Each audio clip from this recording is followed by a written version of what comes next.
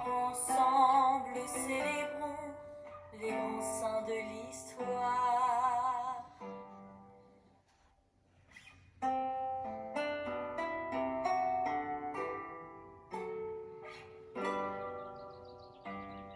Eux qui sait être bon, vivent maintenant dans sa gloire. C'était une autre époque.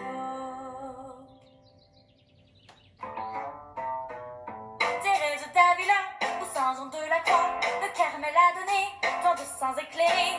Nous sommes différents, mais nous ne formons qu'un. Tu nous as appelés à devenir des saints. C'était une autre époque.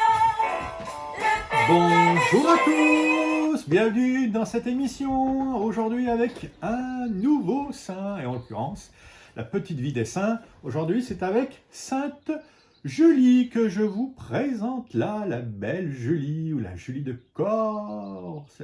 L'Église la célèbre le 22 mai, la fête de cette illustre sainte, Sainte Julie ou Santa Giulia, voilà.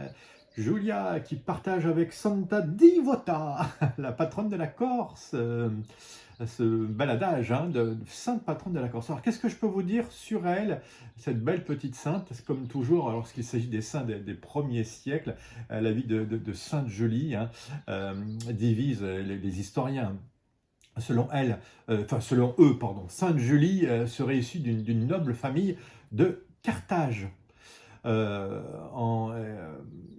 En l'an 439, les Vandales, sous la conduite de Jean Séric, soumirent toute la population de la ville. Julie devint l'esclave d'un négociant natif de Syrie appelé Eusèbe. La jeune chrétienne se soumit à son maître et en effectuant des tâches ménagères qui lui étaient confiées avec un zèle extrême et un dévouement sans égal. Lorsque Eusèbe s'embarqua pour la Gaule, où elle entraînait son commerce, il ne voulut se séparer de sa servante et l'emmena avec lui. Leur bateau fit escale en Corse. Et c'est comme ça qu'on retrouve notre Julie en Corse. Ils débarquèrent près de Nonza, où précisément ce jour-là, on célébrait les dieux, les autres dieux, et l'on s'apprêtait à faire des sacrifices d'un taureau. Eusèbe, le maître de Sainte Julie, se joignit donc aux habitants de Nonza, qui célébraient la fête. Mais Julie, elle, se tint à peu près un peu à distance, cachée, sans dire moi, et sans vouloir non plus dire et cacher sa réprobation. Très vite, le gouverneur de la région en fut averti et demanda à Eusèbe qu'il lui livrât cette jeune chrétienne. Eusèbe tenait à sa dévouée servante et ne voulut à aucun prix le lui donner.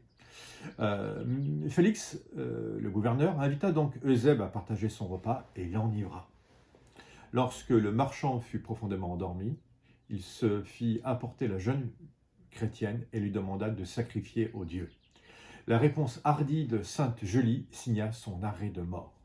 On lui frappa le visage jusqu'au sang, on la traîna par les cheveux, on la fouetta avec barbarie. Enfin, on la fit attacher à une croix, c'est pour ça que vous la voyez là, la croix, sur laquelle elle mourut comme le Christ qu'elle avait servi pendant toute sa courte existence.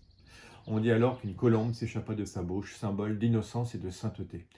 Des religieux de l'île de Gorgone vinrent chercher son corps et la placèrent à l'abri dans leur monastère. Plus tard, ses ossements furent transportés à Brescia. Sainte Julie fut vénérée dans toute l'Italie.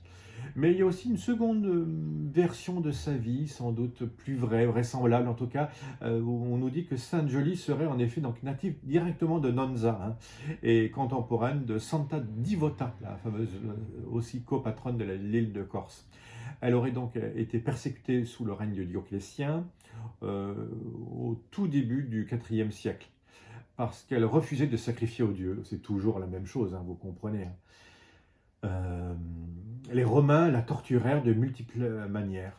Parmi ces supplices, il en est un qui est resté légendaire. Ses bourreaux lui coupèrent les seins et les jetèrent contre les rochers, en contrebas de la ville de Nonza.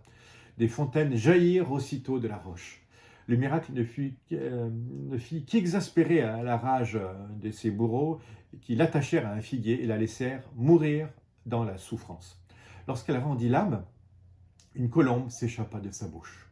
Magnifique. Vous voyez, on retrouve toujours le symbolisme de la colombe et de la jeune fille qui vit le martyre et qui ne veut pas célébrer à d'autres dieux qu'à Jésus-Christ vivant ressuscité.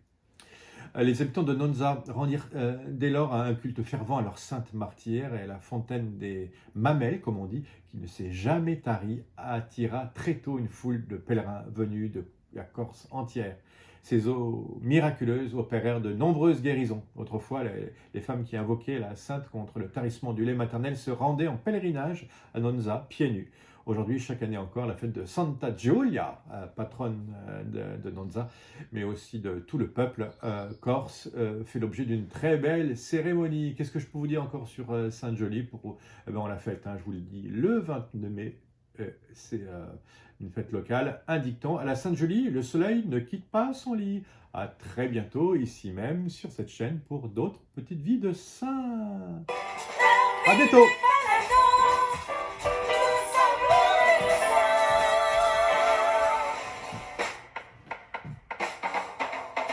Chacun a son destin, Bien sûr. les saints sont un exemple, mais Dieu nous choisit tous pour habiter son temple.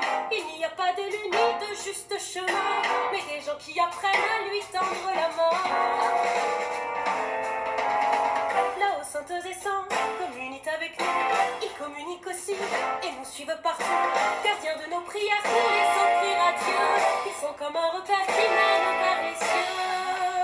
Les saints aussi avaient des défauts, vous savez.